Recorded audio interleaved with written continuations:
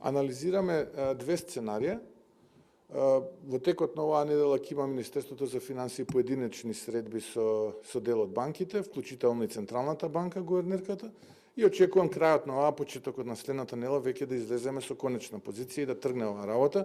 Инаку да, се трудиме компаниите да добијат еднакви историски најниски услови што во овој момент може да се најдат било каде во светот. И да се случи субвенционирање на каматите, ова нема да биде првиот случај. И во минатото владите македонски ги субвенционирале каматите и сите нормални држави на овој свет одлучиле дека им се потребни банки за развој. Очекуваме што е можно побрзо владата да ги договори условите.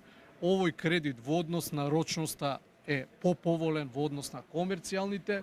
Исто така во однос на класичните комерцијални камати 3,20 е добра камата, така да ние од приватниот сектор очекуваме дека овие средства ќе ги добиеме преку Развојната банка и комерцијалните банки и ќе биде еден стимул за понатамошни инвестиции, развој, нови работни места.